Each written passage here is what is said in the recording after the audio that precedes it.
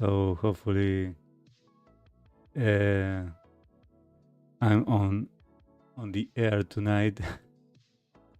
Hopefully you're. Let me check whether we are recording.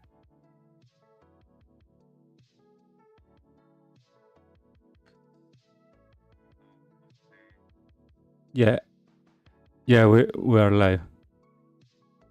Sorry, I have some technical issues today, and we have to delay our live stream. So welcome to the first live stream of the day.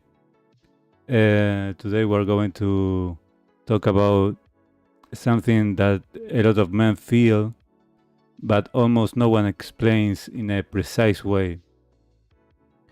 What happens in your brain when loneliness stops feeling like pain and starts feeling like just the way I am? At first, loneliness hurts. It feels like rejection, shame, anxiety, fear of being forgotten. But if the state continues for months or years, many men report something very different. Phrases such as, I don't really feel anything anymore. It's not painful, is just my normal. I don't need people, I just function alone. So the question of this episode is, how does the brain move from social pain to emotional numbness? And why is this especially common in men? So we're going to use 3 studies that you can find in the description to access and read in full. And I'm going to start with the first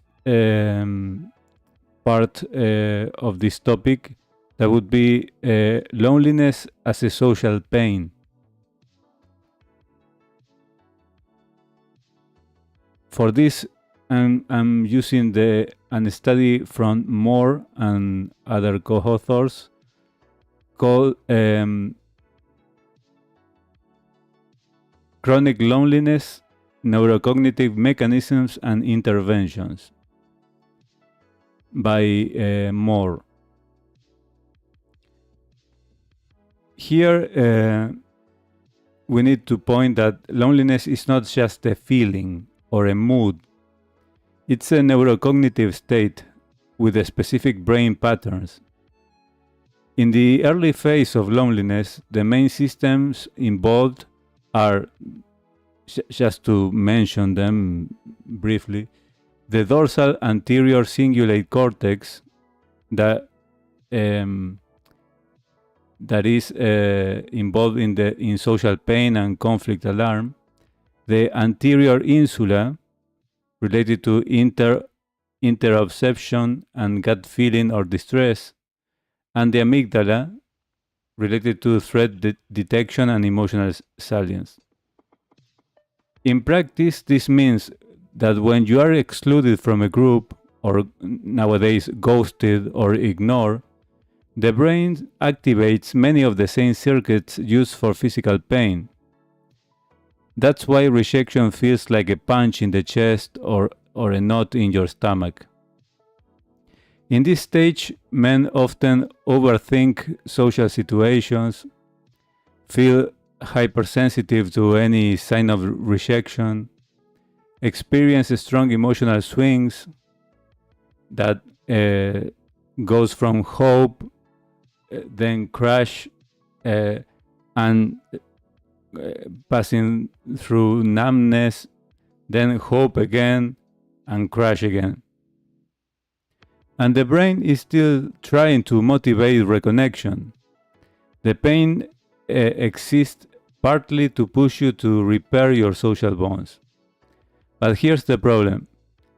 If your attempts to reconnect fail repeatedly, or if the environment is not supportive, or if, as in many men's lives, the cultural script says, deal with it alone, you can make it on your own, then the brain starts to see connection as a source of that. We begin to move to the second part of this topic. That is the adaptation and going from pain to the numbing. This same author in this study describes chronic loneliness not as the same feeling over and over, but as a process of adaptation in several circuits. Stress regulation systems, reward systems, dopamine and ventral striatum, doesn't matter these names, and the prefrontal cortex. So the key idea is this: the brain cannot stay in permanent high alert social pain mode, so it reorganizes. Instead of feeling intense pain every time you feel alone, the system gradually starts to downregulate emotional reactivity to reduce social motivation and create kind of protective dullness. Men describe this with phrases such as, I used to care a lot, now I just don't. I don't feel the hunger for connection anymore. I avoid people, but it doesn't feel like avoidance. It feels like peace. From the brain's perspective, this may be protective. Less activation in pain-related circuits, less emotional volatility, more predictability in daily life. But there is a hidden cost. Reward circuits can become less responsive. It becomes harder to feel joy from social interactions. And the default becomes emotional flatness. So this is not healing, it's adaptation. You are no longer living in constant pain, but you are also not living fully. So now let me bring the second study I have selected for this topic, that is from Spreng and other authors, that is called The Default Network of the Human Brain is Associated with Perceived Social Isolation. In this case, Spreng and collaborators studied perceived social isolation, basically how lonely people feel, not just how many people they see. What they found is crucial. People who feel more lonely show greater involvement of the default mode network, known as DMN. The DMN, or default mode network, is a brain network involved in self-referential thinking, in mental time travel, going from past to the future, daydreaming and imagination, internal narratives, the story that we tell to ourselves, simulating other people's thoughts. And when external social interaction decreases, the brain tends to shift more energy to the inner narrative and rely more on internal simulation of others, and reuse old memories to predict future social interactions. In practical terms, you talk to yourself more than to others. You rehearse past conflicts in your head. You imagine rejections before they happen. You frequently replay your role in the social world. For a chronically lonely man, this can look like long internal monologues while walking alone, anticipating negative reactions, rebuilding the past in your mind, trying to understand what went wrong, feeling safer in the inner world than in real interactions. So the author Spreng and is not writing.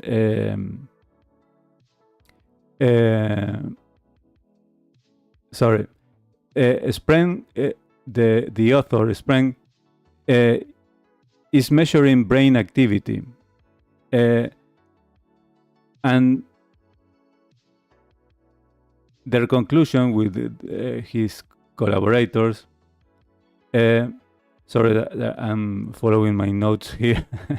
Sometimes I write so many notes because I don't want to miss details, and I get too detailed, and I cannot say three things at the same time. So from the brain activity that they measure, they got to this conclusion. Lonely people's brains are more focused on internal social narratives than on real present moment social engagement. And here is where the identity shift begins, because if the default mode of your brain is internal dialogue, self-story, imagined social scenarios, then over time your brain's picture of you becomes more powerful than real life feedback. In other words, you stop asking, how do people actually respond to me? And you start living inside. This is who I am in social reality.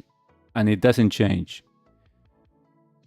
That is the bridge where loneliness stops feeling like an emotion and starts feeling like a personality trait. So let's see why this path is especially common in men. So for this, I took a third study, in this case by Botha and Bauer from 2024, to understand this male pattern. Their paper is Predictors of Male Loneliness Across Life Stages, an Australian study of longitudinal data. They analyzed longitudinal data from thousands of Australian men ranging from 15 years old to 98 across many years. Some of their findings were that they saw an increased social isolation that brought higher loneliness. There was some romantic partnership dissolution, which also brings higher loneliness. Long-term disability also brings higher loneliness. A strong traditional belief that man must be the breadwinner in the family and in society also brings higher loneliness. And frequent social connection, having a partner, and neighborhood satisfaction that protect against loneliness. But more importantly for our topic, predictors of loneliness change across life stages. For younger men, job security and social connection matter a lot. But for older men, volunteering and less rigid gender role beliefs becomes protective. And why does this matter for the personality feeling? Because if you're a man who loses a relationship, a man that has weak social ties, that holds rigid ideas like I must be the provider or I am nothing, you are statistically more likely to experience loneliness as a chronic state, not a temporary phase. And when the state is chronic, the brain mechanism taken from the study of Morr and Spreng have time to reshape your emotional baseline. I mean, the brain mechanisms have time to reshape your emotional baseline. So pain leads to numbness, external interaction forces an internal narrative, and the I feel alone turns into I am a lone person. Men also face extra pressure, less social permission to say I'm lonely out loud and publicly, higher shame if they are single or struggling,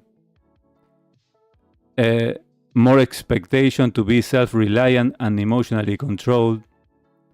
So instead of I'm lonely, I should talk to someone, many men go straight to I'm lonely, but that's weak, and I will just adapt. And the nervous system does adapt by suppressing pain and turning withdrawal into a stable pattern. So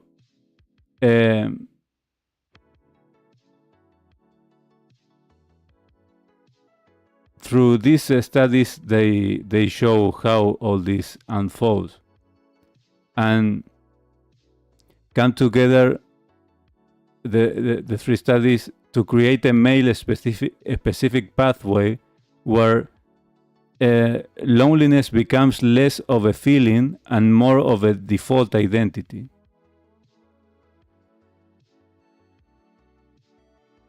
So up to this point, I will try to summarize because this topic is a little bit dry and thorough to develop. I try to do my best to summarize and simplify all the connections, and so up to this point, we have that in a first stage, loneliness starts as a social pain. The brain treats it like a wound. Then in a second stage, if it continues, the brain adapts by numbing and downregulating social motivation. Then the default mode network, the DMN shift, the default mode network becomes dominant, making your internal narrative more powerful than real-life feedback. And then cultural norms, relationship losses, and isolation patterns make this from pain to personality pathways especially common in men. In men. So let's see how this process looks inside each of the C4PC personality clusters. Why some types become numb, others become bitter, others hyper-intellectual, others self-sacrificial. And most importantly, what you can do to reverse some of these brain patterns gradually once you detect them. So we're going to see some neurocognitive intervention mentioned by Morr, and some behavioral and social strategies inspired by the study of Botha and Bauer, and ways to gently shift your default mode network out of that lonely self-story that the person starts telling to himself, and shift it into an engaged present, a new present.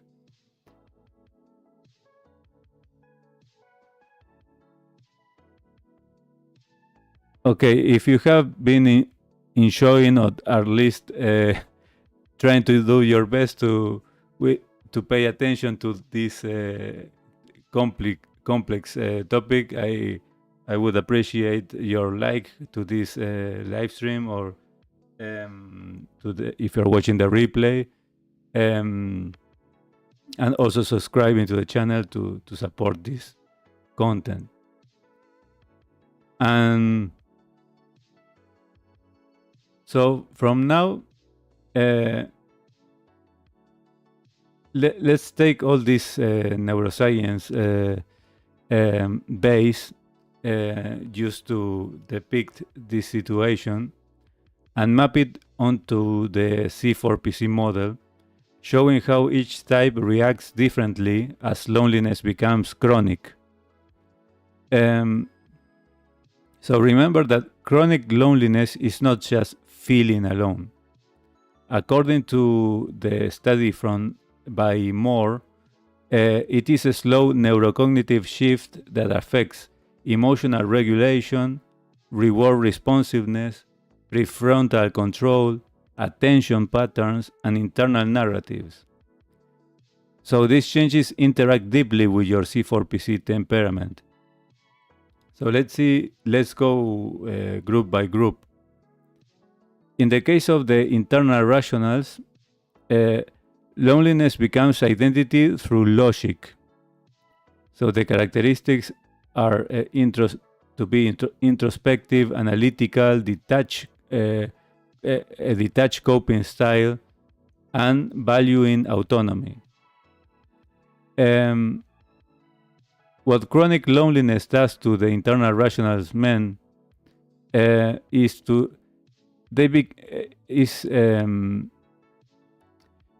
that the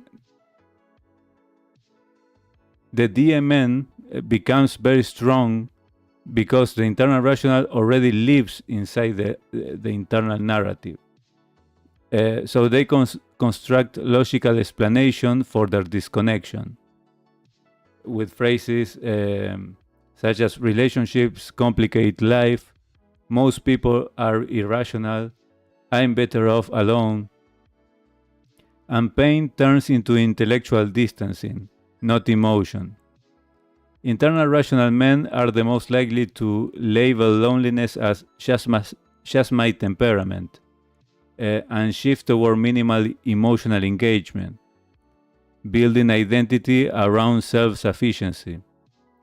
Their withdrawal looks calm, even stable, but under the surface, the author warned that this can produce blunted reward sensitivity, emotional flattening, and reduced openness to connection. So some strategies that work for the internal rational men are structured social routines, volunteering or role-based groups, and activities with clear purpose, not undefined socializing and talking for the sake of talking. In the case of the internal emotionals, loneliness becomes a wound. So the characteristics are to be sensitive, empathetic, deep feeling, easily overwhelmed. For internal emotionals men, loneliness hits hardest in this stage 1. The author Morr describes early loneliness as high activation of the anterior insula, the DACC, and all these processes. And internal emotional men, that means that internal emotional men experience this intensely. And what happens? Instead of numbing quickly, they tend to ruminate. And the DMN gets overactivated, amplifying that inner emotional narratives even more. This leads to feeling defective, leads to self-blame, to emotional exhaustion, and desperation for connection, followed by retreat from interactions. The internal emotional men are the most likely to internalize rejection, to carry emotional scars, to feel their identity is unworthy. So what are some strategies that work for the internal emotional men? Well, for them, emotion regulation therapy, the author recommends reappraisal training, deep but one-on-one connection. They need at least one meaningful connection and person in their life, not too many. Writing, artistic expression, guided emotional processing, and social environments with low emotional risk. In the case of the external rationals, loneliness becomes burnout. So they are goal-driven, structure, productivity-oriented, and performance. They have a performance identity. So external rational men often use work, hobbies, projects as their coping. In the study by Botha and Bauer, they identify this group clearly in their predictors of male loneliness. External rational men show loneliness especially when they experience unemployment, job instability, a career, stagnation, or a status loss. When they get hit, they get hit by these situations. And so what chronic loneliness does is that it reduces reward responsiveness, it increases fatigue, and produces an identity collapse when performance drops. So over time, the external rational men withdraw not emotionally first, but behaviorally, losing structure and drive. And what are some strategies that work for them? Well, rebuilding structured routines, goal-linked social activities such as sports, workshops, professional groups, external accountability partners, and very clear, manageable steps toward rebuilding momentum in their lives. And finally, the external emotionals. In their case, loneliness becomes instability and then shutdown. They are expressive, energetic, socially oriented, and mood-driven. And this macrogroup reacts strongly to this connection. In the stage 1, they experience high emotional swings, attempts to reconnect quickly, and fear of abandonment. But in the second stage, the reward system downregulates, and the DMN rumination starts in the loop mood. So this leads the external emotional men into emotional burnout, into emptiness, and this I give up mode, and into abrupt withdrawal. The external emotional men often interpret the shift as I'm losing my personality. I used to be fun, now I'm numb. The strategies that work for them are frequent but low effort social micro interactions, physical environments that include other people, such as going to the gym, cafe, co-working, avoiding long periods of total isolations, and re-engaging gradually rather than all at once. So now, to conclude this topic, let's focus on what actually works, according to these 3 studies for the different groups. So from the study by Morr, they recommend, in order to restore the reward system sensitivity, they recommend a behavioral activation by small positive experiences to reawaken dopamine pathways. Also, they recommend, this can be a little bit technical, but we will see. They recommend reappraisal training, changing internal interpretations, and mindfulness-based reconnection to reduce the negative DMN loops. So basically, to get small wins, to facilitate the dopamine to slowly return and get into an emotional responsiveness improvement. From the second study by Spreng and other authors, they recommend shifting the default mode network, the DMN, as the DMN becomes overactive when the external world is weak. So to change this, they recommend to engage in real-time sensory activities, to prioritize environments that require present moment attention, to reduce long periods of uninterrupted introversion, and practice grounding techniques. The goal of this is to move the brain away from internal narratives and towards the present engagement with other people, with external situation that you are living in that moment. And from the third study by Botha and Bauer, which deals with the male-specific protective factors, their findings were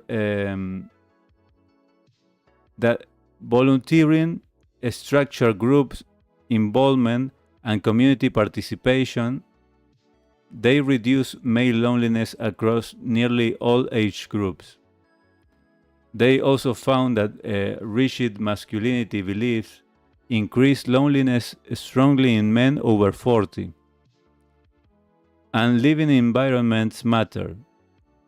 Men that are in a supportive neighborhood report much lower loneliness, which means the solution is not to have more friends, but it's purposeful, structured, predictable social environments what helps. This aligns perfectly with the C4PC model.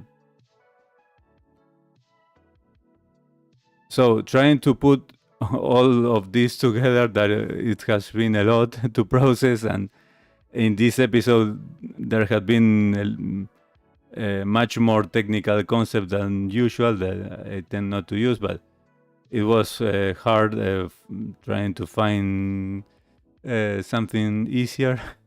I will try it next time.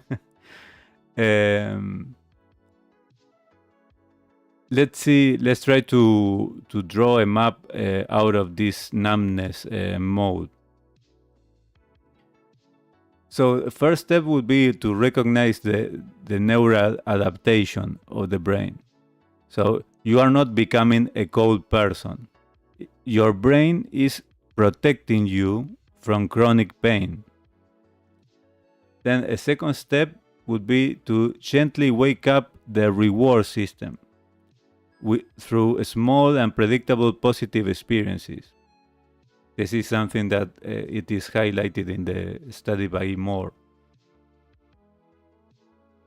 In the next step, to reduce this DMN rumination by increasing present moment interactions with the world, to focus what is going on right now in each interaction in the external reality. This is backed by the second study by Spreng. The next step is to use male-specific protective environments, such as volunteering, communities with some kind of a structure, shared task. And then the final step would be to act according to your C4PC macro group. This is crucial. Your path must match your temperament. In the case of internal rationals, through structured routines, low pressure social contact. For the internal emotionals, through emotional processing, gentle one-on-one support. For the external rationals, to reveal their identity through competence and momentum. And for the external emotional, to stabilize mood through small but frequent interactions. So loneliness does not become personality because you are broken. It becomes personality because the brain adapts, the nervous systems learn, and the story you tell yourself becomes more familiar than any new story society offers you. But the same neural plasticity that shuts down emotion can also reactivate emotion. The same DMN that tells you, I'm alone because that's who I am, can learn to say, I'm alone because of circumstances I can still change. And the same masculine patterns that push men into isolation can be used to build a life with structure, dignity, and direction. The door didn't close, it just got quiet. So, thank you for watching up to this point. I hope this live stream has been helpful. Please help the channel by liking this video if you're watching the replay, and giving your comments, and subscribing to the channel. So thank you for now. Much courage. Take care and see you in the next live stream.